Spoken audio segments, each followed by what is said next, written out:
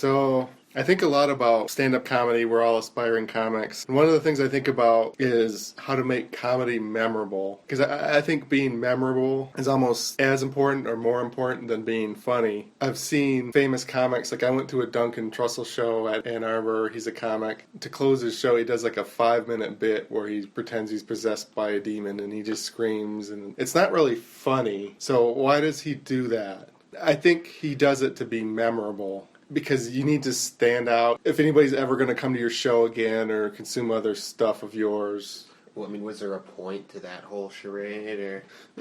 Not really. I think that he's just establishing his identity as like the psychedelic guy who does psychedelic drugs and likes like pseudo occult Satanist stuff in like a non-serious, not a literal way, but in like a humorous way. I mean, I get that you're trying to be remembered, but people always can be remembered for the wrong reasons. There's famous and there's infamous.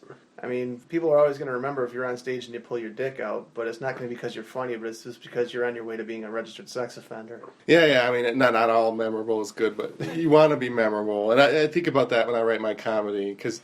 There's a lot of people that are way funnier than me, like Brad Wenzel, for example. He's going to be on Conan. Mm-hmm. Way funnier than me, but are his jokes memorable? I would say some of them are, and he's just I don't know. Amazes me for the fact of how young he is and how comfortable he is and where it's going. He's excellent. Yeah, I think he's great, and we can all kiss his ass. I see him. If you look at the show Seinfeld, he's Jerry Seinfeld, polished, clean, great jokes. So what? So were we Kramer or no? George? I'll be the angry. You're nothing. You're not in this analogy. The show Seinfeld wouldn't have worked without Larry David. And I would argue that Larry David, he's the big reason because of all the weird, memorable, wacky shit that he does. He's established himself as more successful after that show than Seinfeld has.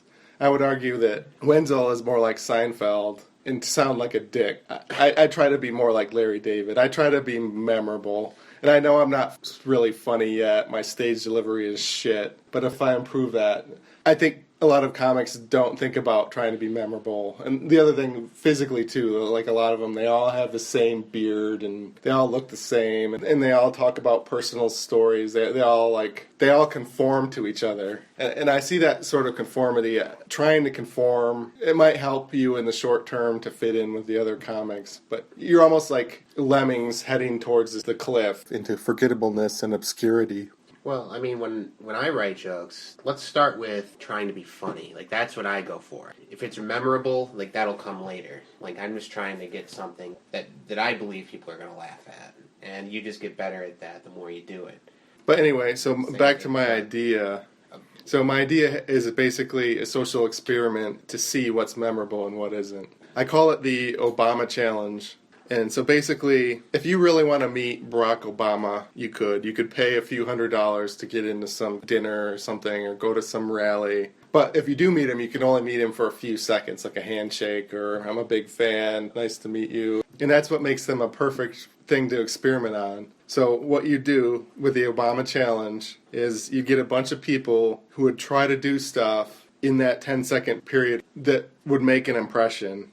So it could be something goofy like clucking like a chicken or wearing a goofy t-shirt or it could be just like a really sexy woman amongst a sea of fat people in Wisconsin. It couldn't be something violent. You couldn't like punch them in the face. So these people are competing. He'd remember you.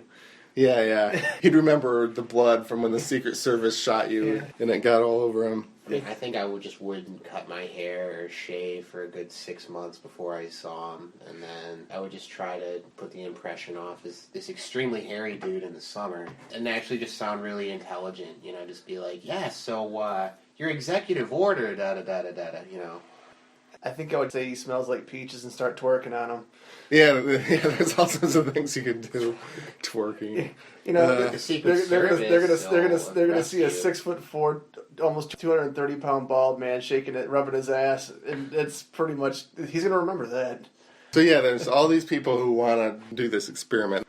So like once Obama is out of office, you get all these people who did this experiment. You put them in a room, 30, 40 people. And Obama comes in, he doesn't know what's going on. Maybe it's a talk show or something. And you tell him that you've done this experiment. These are the people who are in it. Do you recognize any of these people? And they can't do what they did, clucking like a chicken or twerking. You couldn't twerk. You'd have to try to get him to recognize you outside of that context. Okay. Like, he has to remember some aspect of what happened. Like, I think I saw you cluck like a chicken, or you were at this place. He'd have to have some sort of detail that he could only have if he actually remembered you. So then you'd find out what's memorable and what isn't. And then maybe if he doesn't remember anybody, or at the end of it, everybody could maybe do the thing that they did. And by honor system, he could say, oh, I remember that, I don't remember that. So then you'd have the two phases, one without a reminder and two with a reminder, to see what's memorable and what isn't. What would be funny would just be like watching his face, trying to pretend like he's not shocked at people doing all this crazy shit in front of him. No, inside he's like, who the fuck is this guy? The thing now is the stakes aren't as high for him anymore. Like, he's not running for president again, and like, honestly, I think he might just go, like, man, you know, he would just lose it a little bit if someone started twerking on him. Like, what are they going to do, impeach him? Maybe he can save the last little bit of black hair he still has, you know? Everyone's going to be professionally outraged for about 3 seconds after he tells the guy to go fuck himself, but I mean, he's... You know, it's not like he's going to apologize. Why would you apologize? It's like, what are you going to do, not vote for me? Yeah, exactly, yeah. And that would be interesting if it was like this minor scandal. You twerk on him, he tells you to go fuck yourself, and then 2 years later, he doesn't remember you. If you like this podcast, please subscribe and give a review or rating on iTunes, Google Play, Stitcher, SoundCloud, or wherever you got it. I have a website, creativitywasted.com, and I also started a Patreon. So if you love the show, consider donating to Patreon. Thanks for listening.